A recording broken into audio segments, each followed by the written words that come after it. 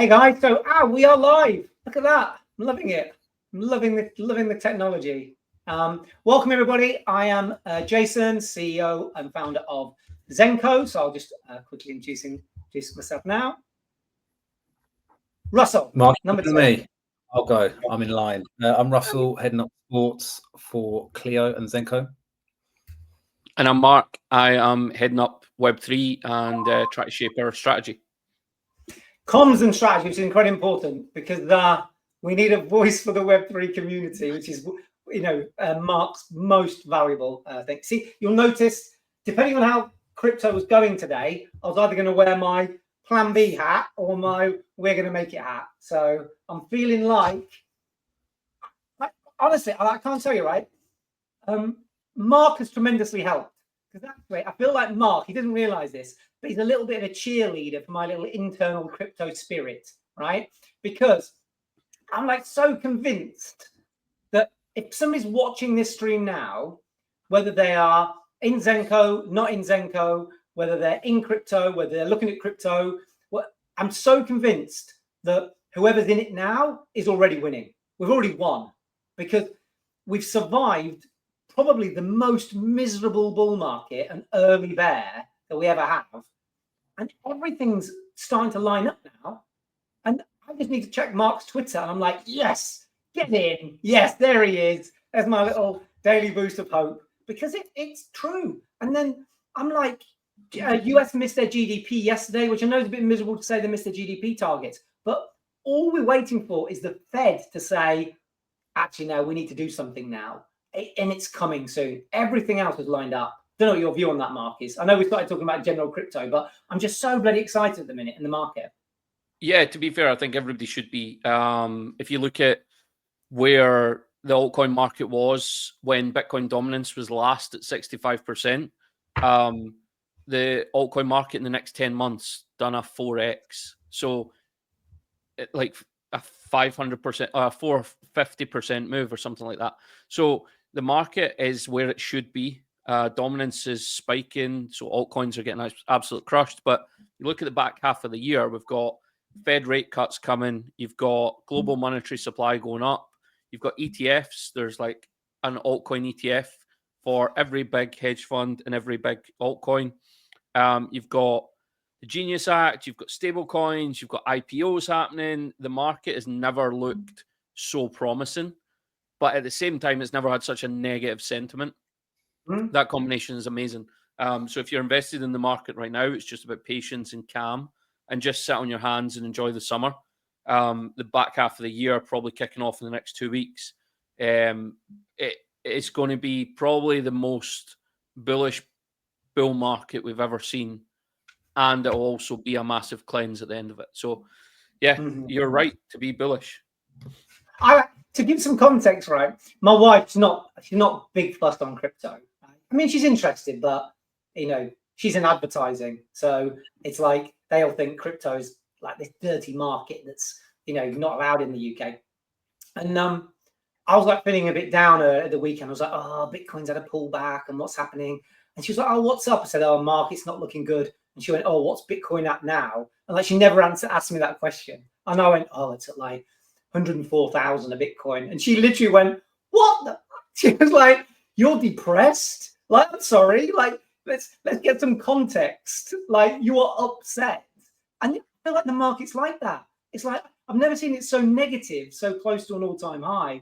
And I tell you what, this banking act now that the US have brought out, it's like, it's always been an aspiration, obviously, for somebody to own their own home. I can genuinely see it being that people want to own a Bitcoin and then they use that Bitcoin as leverage to buy their own home. It's the fact that you'll be able to post crypto for your mortgage to back your mortgage is unbelievable, because what it means is people just won't ever have to sell. I mean, we're in a country, right, where I don't know if anybody's got, literally, I promise we're going to talk about Zenko in a second. Let me just say this last thing, just for anybody that's just general crypto, right? So listening to Bob Lucas. So Bob Lucas he doesn't do videos very often, but he just did his like big update on the cycle yesterday on his YouTube called The Perfect Storm. If anybody wants to go look at it, it's a really good video. Two interesting things is He's predicting the bull run's going to last a lot longer than we think because it's not really started yet. So he's predicting it's going to run well into 26 based on delayed liquidity. And he explains it all. He says not like mega cycle, not like up only, not Bitcoin going straight to $1 million, but it's going to extend longer into next year. The other thing he says as well is that it won't correct as much. So the maximum correction will be 40% based on his analysis of the institutional buying. And I think we're in a situation where if you buy crypto and sell it, you're going to have to pay tax on it. So you're going to try and time the top. You're going to try and sell it. When you sell it, you're going to pay tax on it. Then it's going to dip and you're going to buy back less. If the tax is less than the pullbacks, there's no reason to ever sell, is there? Anyway, so I guess I'm just excited about the market. But let's talk about. So today is all about sports. This is the advantage of doing it live over pre-recorded, is that we can just say whatever we like and nobody's going to edit it out and then post it. So if you are new here, Zenko, here it is, Zenko, we're not just another token, we're a real world utility protocol. So essentially we allow people to earn tokens through real actions. So learning, walking, swimming, cycling, shopping. So they earn the tokens through dedicating time, energy, attention, that kind of stuff. That then gives them a token as a reward, and that then token can be turned into provable on-chain impact, like carbon offsets, reforestation, taking plastic from the ocean, stuff that people care about. So brands fuel the system. So brands pay for the engagement, the users earn the tokens, the causes get paid completely frictionlessly. It's all open book on the blockchain, and that's our flywheel. So our primary token user is a user of the application coming on chain. It's not a trader of cryptocurrency. That's what I believe will give us a great standing as we go through this bull run and even through the next bear, is that our volume won't be driven by people buying tokens on Ape Chain or Solana. It won't be driven by people buying on SEX, and our funds aren't derived from fees on trading. So that's who we are. And we are, importantly, if you're looking for a big update, we are going to do a June review on Monday, and we're going to publish our roadmap for July on Monday too. So then next Friday stream, we'll open it up for questions next week, and Mark and I will do a full AMA next week. There will be rewards for that, and we'll be doing that around our July roadmap, which includes new customers, includes our app roadmap, includes things like centralized exchanges, all stuff like that. Today is Russell's time, even though I promise I will speak more than Russell, because that's just how this thing goes, just to focus in on sports. Importantly, our very, very first customers, weren't sports customers. Our bread and butter is our learn to earn application, which produces a lower cost per lead using the incentive of real world good. And the cost of the good is offset by the reduction in the cost per lead.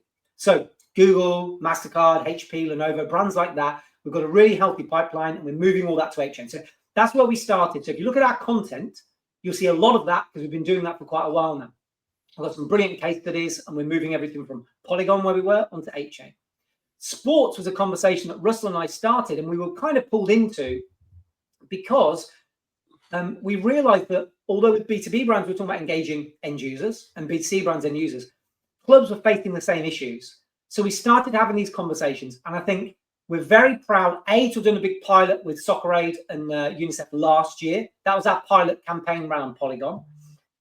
We're now proud to announce our very first professional sports club that we're bringing onto Ape Chain, and we've got a load more. So we wanted to spend this time talking about sports, talking specifically about this new customer and what that means, and then kind of expand what we're doing in the world of sports and how that's going to grow. And like I said, if you want a more general update, promise we're going to cover that next week. But the sports market is such a big market. I think Russell and I probably talk too much about football because it's what we like, but we do realize that sports isn't just football, and we're not just focusing on football, right? So why don't we start by our newest customer, Russell? So why don't you tell us all about that? Let's go on to the exciting stuff. So it's obviously, if you follow sport, football in this case, it's quite an exciting time of the season with the new season. So lots happening. Obviously, not much football to watch apart from the Club World Cup. But there's things like fixture releases which have come out this week, which starts to get fans excited. There's new kits. So although this has been kind of a bubbling away in the background, we haven't been able to announce it because this club haven't launched their kit until today. So it kind of ties into their home kit launch. And as part of that initiative, every home shirt that is sold will go to feeding a child in food insecurity within their local area. So the first club on board is MK Dons, which is great news, forward-thinking club. It's a win-win-win for all. So, yeah, we're really proud, really excited to roll this initiative out. And yeah, the club are just as excited because it's a great way for them to engage their fan base. The feedback's been great already. So yeah, we're just excited to finally announce it and make a real difference to people within Milton Keynes. I'm so proud of the work you've put in, Russell, too, I think, because this isn't, this is one customer, one activation, but this has been a long time figuring out how we navigate clubs, because the challenge is clubs are a business, right? So clubs need revenue, whatever business you are in. Some need it quicker and more than others, right? So I'm not going to point out any logically, but even outside of football, talking to cricket, talking to rugby, talking to boxing, American sports, they're businesses and they've got to run businesses. And I think what's fair to say is, but they also have a local responsibility and pressure to perform tasks locally. If you look specifically at UK clubs, so from the English Premier League down, they actually get an allocation through the PFA to actually do community projects that they add on to, and they've all got foundations. So they're really at this crux. And I think our proposition has been really, really simple to understand for them, which is understand your narrative. What are you? Are you just a theatre that wants to sell tickets? So you the new blockbuster movie every other Saturday, at which point you'll only be compared based on the quality of sport that happens on that match day? Or are you something bigger? Are you part of that community? Are you a responsible person in that community? And I think every single sports club would say they're the latter.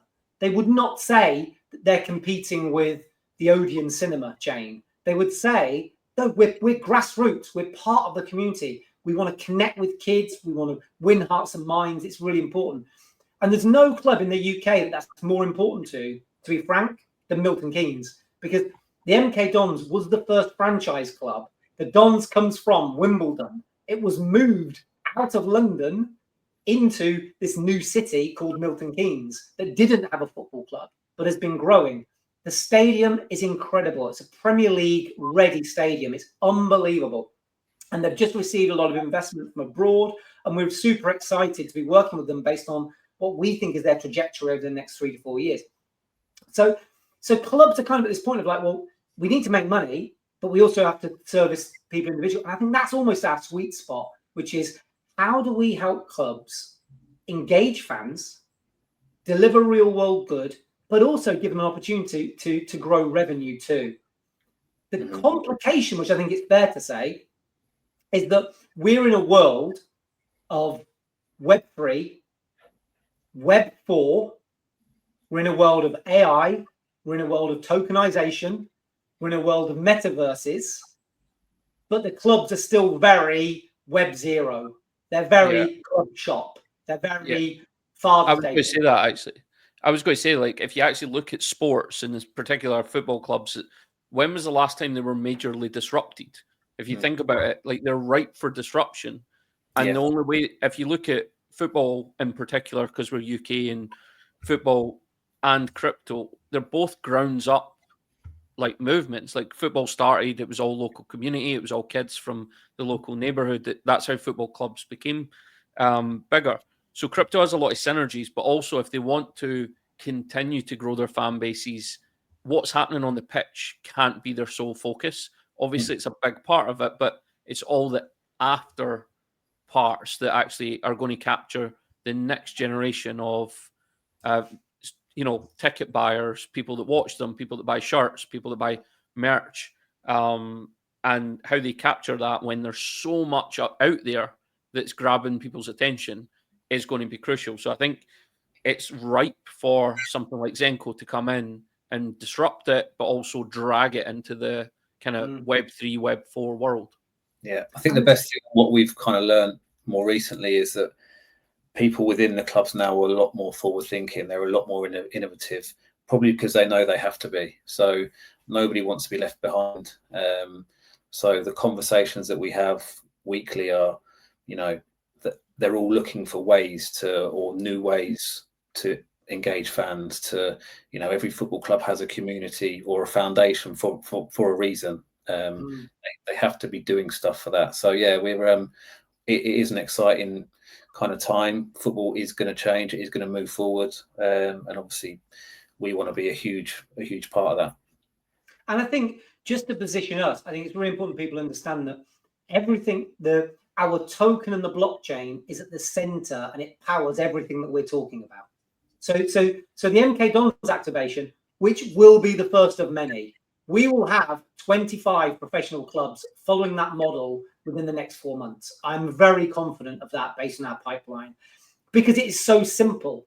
It is buy something from the club, shirt, ticket, a program, whatever it is, buy something from the club and something good happens locally. And that anchors them as part of the community. So in MK Don's case, it's about feeding children in food poverty, because that is an issue in every city. Now, we've talked to some other clubs and they might have different priorities, right? So some clubs want to focus on charities that do either mental health or knife crime was one, but they know, right? Two of the best clubs I think we've spoken to at a foundation level has been Everton Football Club and Celtic. They have their finger on the pulse of what the city needs. We shouldn't tell them what their city needs, and that's the beauty. That's the beautiful nature of the agnostic blockchain. Is what we're providing are the tools to engage, the ways to raise money, and the token. We're agnostic as to eventually what the cause is. We just route the money to that cause, and the club foundations are the best people to know how that money should be directed locally. And that works really well. Yeah, I think as well as, like, especially, obviously I can speak on the Celtic behalf, but one of the frustrations a lot of the time is when people do donate to causes and they can't see the direct impact of where their money goes. They want, if I go to a Celtic game and I give money, I want to know it goes to something that foundation is really passionate about. I don't want it to just go in a general bucket that goes to some far off cause that I can't see or feel. I want to see, when I go back the next time, that they tell you, oh, thanks to your donations last season, this is what we achieved. And I think Zenko totally eliminates that. Just, here's a big bucket of cash and we're going to do loads of things with it, but you'll never ever find out where your money went. So I want to put this into technical context, I think, with some people too. But I think one of our biggest problems is that we just said they're mostly in Web 1. Well, sorry, they're mostly in Web 0, but they might have an e-com store, but they don't run it. They might sell shirts, but actually they don't sell the shirts. So there's lots of different scenarios. So what we've had commissioned and put together, in fact, I'll show you it now. This is available now if anybody wants to go and download it. We have, I'll show you right now. Oh, sorry, I've got sharing rights now. So we're just launching. Oh, can people see this? Can anybody see it? There we go. Oh, I think we can see that. So we just literally launched this white paper, which is about the future of sports fan engagement.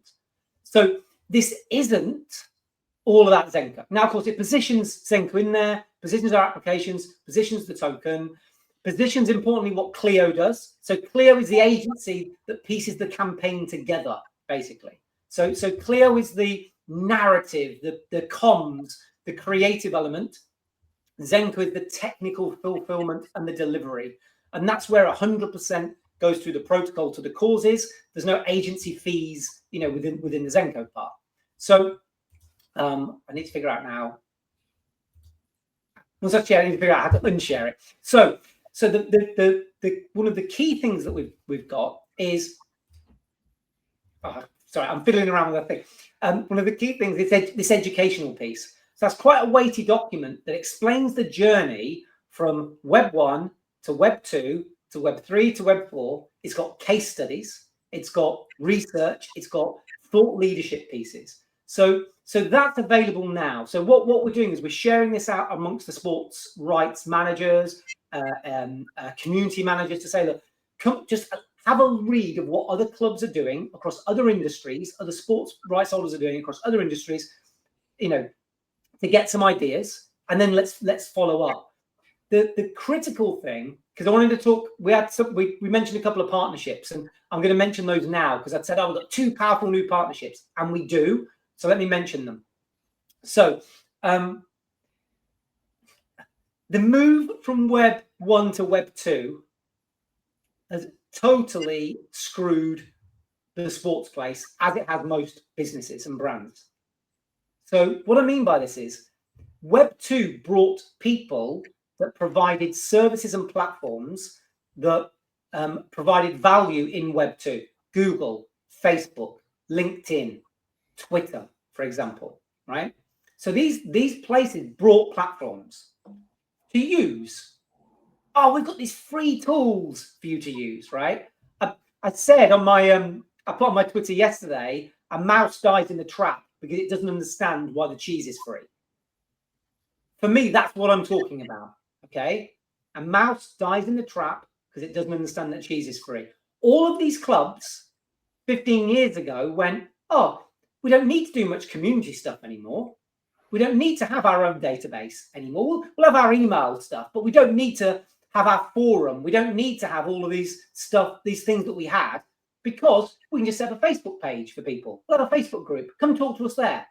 Or follow us on Twitter. If we're Twitter's where we publish our news. Facebook is where we talk to our community, right? What they did was these very clever Web 2 shits came in, provided value, and the clubs were the mouse. They didn't understand why it was free, but they thought, oh, this is brilliant. It's free. It ain't free anymore. On average, it's costing clubs $8 per 1,000 impressions to reach their own fans. And their organic reach is less than 4% at the moment. We've analysed it, we know. So imagine a situation where you are the brand, you own your IP, these are your fans, and effectively now you're having to pay to talk to your own fans because somebody else has nicked that environment. So Web 3 and Web 4 is the opportunity to fix this, to win it back. This tax is real and it's killing clubs. It really is. And now the problem is, as AI comes in, a lot of those impressions that they're paying for are not going to be seen by human beings. A lot of those emails they send are not going to be read by a human being. So our white paper that we've had commissioned explains the history, the journey, the going forward. But then very importantly, how Zenko is the bridge. It's also the lifeboat. It's also the time machine, right? So something like the activation of MK Dons, that's super simple. Buy a product, some money goes to some good. We launch our Move to Earn app on the 7th of July. That's about mobilizing communities. So that's another way to get people moving. The other thing that we've been asked a lot, Russell, correct, is about virtual experiences. Mm-hmm. Clubs realize that in a stadium they have however many thousand seats, right? 35,000 or 50,000. Or the new mighty Manchester United stadium is going to be 100,000, right? The absolute circus of dreams, I think that people are calling it now, right? So 100,000. 100,000 is a lot, but not compared to their fan base. So everybody is interested in fan engagement in a much wider platform. What we're interested in doing is powering that fan engagement and including rewards for good. And the closer we are to the source, the better. So, but we've wrestled, okay? And this is one that we've wrestled with. And Mark will know, because we've talked about this before, right? Which platform do you pick? Where do you pick? If we'd spent a load of money on Decentraland in the last run, well, cricket's there now, right? I mean, I know we might have some people that have got some Decentraland land. I probably have somewhere. I've got Sandbox land somewhere. I've got no expectation that they're going to come back in this run. Other side with 8chain. other side will be unbelievably cool, and it'll be great. And if somebody wants to be in a public metaverse, it's a great place to be, and I'm a big fan. But it's also important that we learn from history. And wouldn't we be making the same mistake with our customers that they made back when Web 2 came out if the answer to Web 3 is bring your fans into somebody else's environment? Mm-hmm.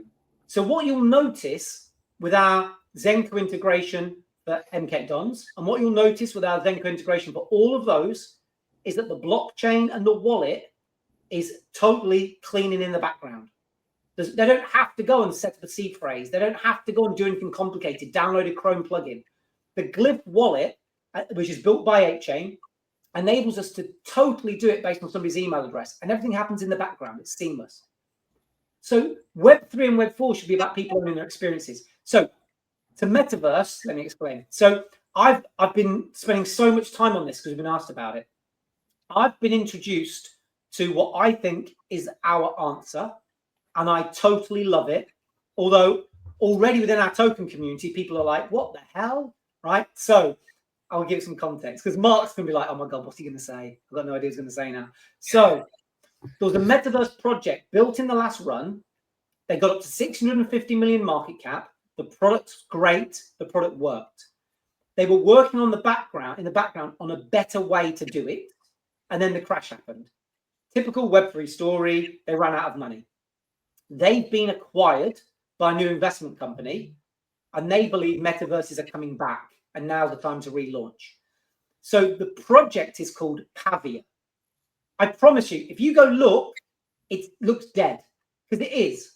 They've not announced anything. I'm the only person actually talking about it. I had to literally ring their new owner and say, can I mention it on a street? And he was like, yeah, sure, tell people, it didn't matter, right? So they've not made the announcement yet, but they are coming back. Now, the bit that we're super interested in is the thing that they were building was your own metaverse as a service.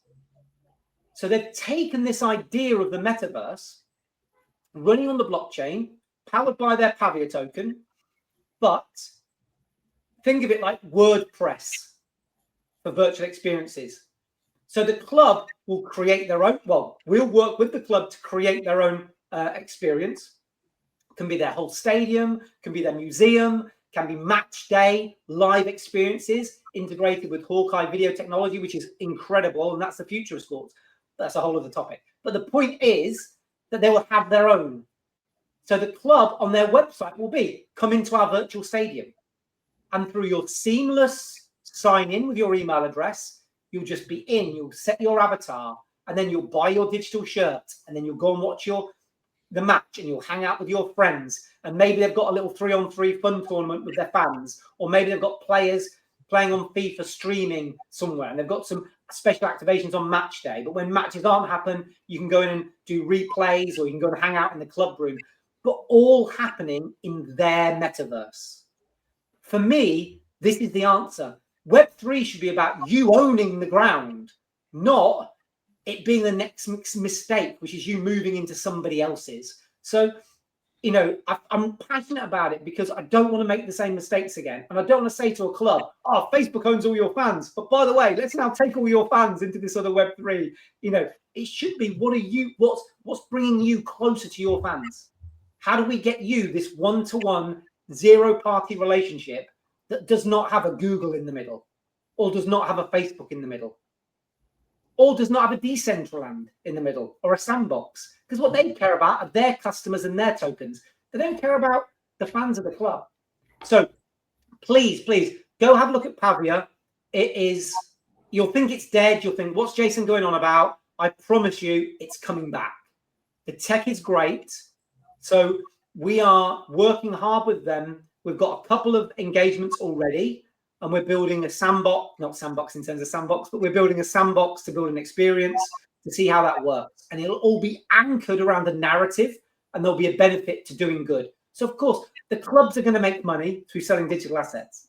As long as a portion of that is going towards their foundation, and long as a portion of that is going towards a good, executed on our protocol on the blockchain, we are mega happy. Yep, we don't want to own the platform. We don't want to own the fan. We just want to be the bit that makes it nice and seamless.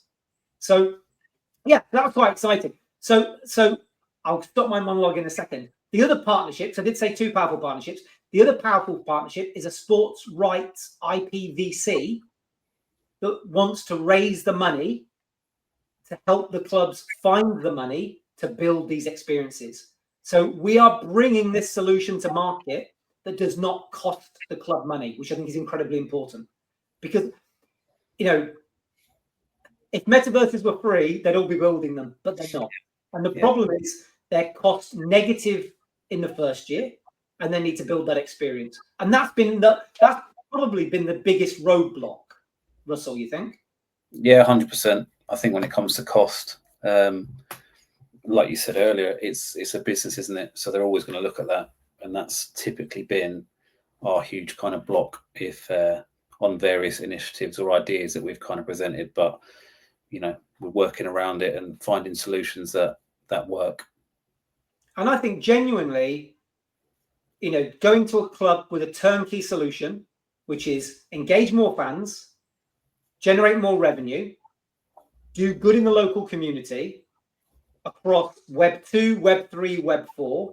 It includes mobile games. It includes community activations like Zenko Move. It includes metaverse experiences.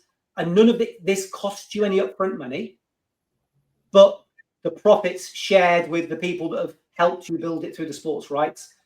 I don't know of any club that would turn down that free check, because it is definitely the future. And I think, like I said, we're looking back, but we're a bridge to the past. We're a time machine to the future. And you know, the blockchain should be about helping them build this connection and win this space back. So please, if you want to get a little bit of the positioning, if you're interested at all in how Web3, Web4, and AI impacts sports, you can go to our dedicated website for this. It's called Sports for Good. So sportsforgood.xyz. We'll share it on Twitter. It's not designed for the token holders, so please don't. It's not, you know, it's not shilling the token or anything like that. It's just explaining the future of sports engagement and what we're doing. So if you want to go and have a look, real world. It's real world. Yeah. You mean this isn't the real world, Russell? What are you talking about?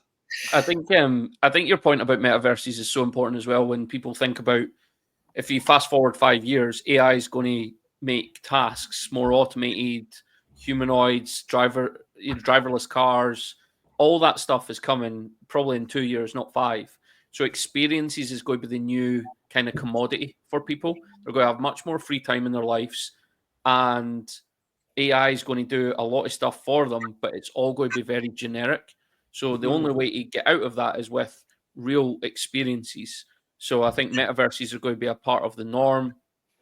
Probably just too early in 2021, which is why we saw metaverse kind of crash and burn.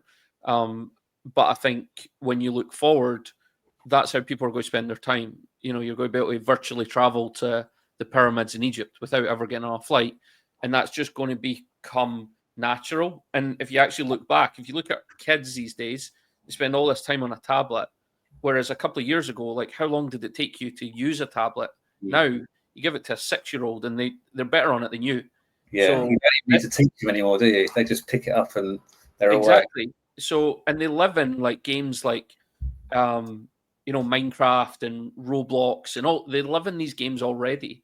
So actually, going to a football game in a metaverse doesn't seem strange to a 6, 7, 8-year-old, but it seems strange to us. So I think the massive opportunity is out there, and I think actually, because 2021 was a disaster for metaverses, it's creating quite a unique opportunity for this to come back strong. Yeah, I mean, look at Amazon and the .com boom, right? Like, and that's always the case that people reference. You know, everything didn't go. You know, e-commerce didn't go down because somebody failed to set up a pet shop. You know, they couldn't sell a dog on the internet, right? Everybody tried to sell everything on the. You know, the real use cases, you know, kind of stood out. The mega exciting thing, which I swear I showed this to you, Russ. I think I sent you the video on it. But the mega exciting thing, Mark, I don't think I told you about, is these. So I agree. I think headsets will change. I think it'll just be glasses, and you'll pop it on, you'll be there. The other one I'm really excited about is actually enhancing in-stadium experiences with data from the metaverse as well. So being able to enhance actually a live experience, because if you look at that generation, it's kind of like a really old man now, but sitting still for 90 minutes and watching a match, so how do they enhance it, right? So we've got this partner we're going to be working with that have built an app initially on people's phones, and you point it around the stadium and it augments the live data at the pitch that you're looking at and shows you what's going on. Ultimately, that'll come where you just put a pair of glasses on. I mean, I remember the days where you used to go in and you could get a little headset and you'd listen to the commentary on an internal radio, right? And these are really innovative Canadian company. And I said to them, the problem is, the problem with the UK is I can't go to watch the Arsenal or United and send a text to anybody, let alone get my phone working on the internet. And they're working on infrastructure with the clubs to have private Wi-Fi to do it. But I'm like, there's got to be a way to do it. There's got to be a way to do it. But I can't.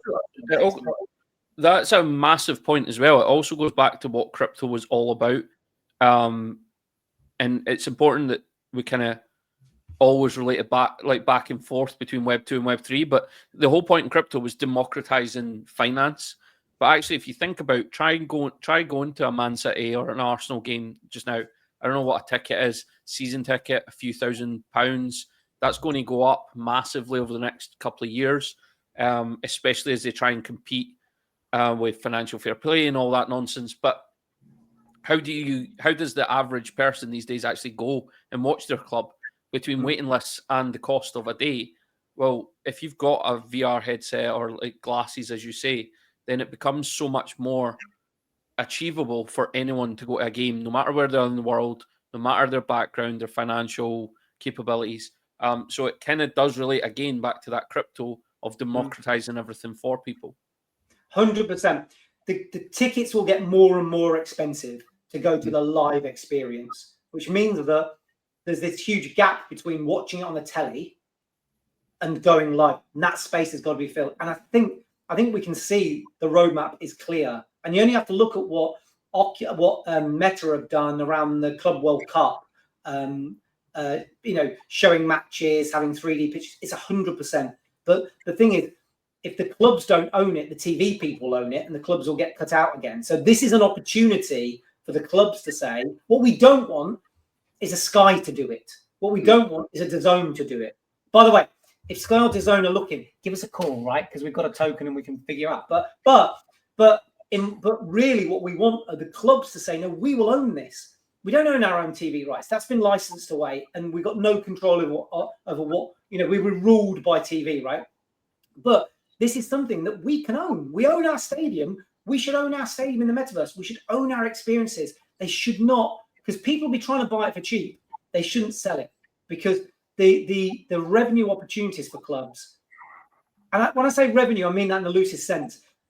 This is long-term revenue building. This is win the hearts and minds of the 13, 14-year-olds that are then going to become lifetime supporters. And they're going to come to games, but they're going to buy shirts. And nowadays, they won't buy one shirt, they'll buy 3 shirts. And hopefully those shirts will generate meals for kids in food poverty in their city, so they feel all superly connected. So, it's really super exciting for us. So really conscious about time. Like I said, I think today very much was about sports. Huge thank you to Russell and the team for bringing, for effectively now activating our first professional sports club using Zenko with our application on Ape Chain, which is super exciting. So that means every fan will be transacting when they buy a shirt on Ape Chain. They'll be collecting their little NFT. We don't call it an NFT, it's just a digital collectible. And the aim, of course, is that the club will get the hang of these collectibles and we'll be doing more experiences and more collectibles. And we're targeting thousands of transactions from just one campaign with one club. So you can see how this can scale. So we can be bringing these people online. So this is really exciting for us. We've got these great new partnerships that are going to help too, both on funding and on building. We've got real world feedback from clubs on educational help. So that white paper that we're putting out is our first kind of piece. We are going to do some video content, some learning content as well into that audience about what is Web3, what is Web4, because to be frank, some might have tried it. Some might have done an NFT collection. Some might have done a fan token because they thought it was a good idea, but not really thought about it in the longer term, and it's caused them some pain. So there's a lot of pain to resolve there as well, I think. But our proposition is about helping them win back the fan, because they don't own the fans anymore, about create this one-to-one relationship with them and make it cause experience and cause based. And that's all underpinned by our protocols. It's super exciting. So like I said, we'll put a blog out on this. It's great that actually Don's put out a press release today. So we'll probably start promoting that after the weekend. Let's let everybody have the weekend, and then we'll write up some stuff about it on Monday and start to talk more about it. We're going to talk about roadmap for July on Monday. So please, if you want an update on the project, follow us on Twitter. Like I said, we've only just TGE'd in June. We wanted to get the token live so we get customers live. So we're only available on Solana at the moment, but we are going to be coming to centralized exchanges near you soon. So if you are here, you are early. And I think that's kind of it for me on sports for today. I know community probably got a lot of questions. I think the roadmap will handle that. So Mark and I next week, this time we'll do a proper AMA. We'll ask for questions and we'll do some prizes for questions too, like we did last time.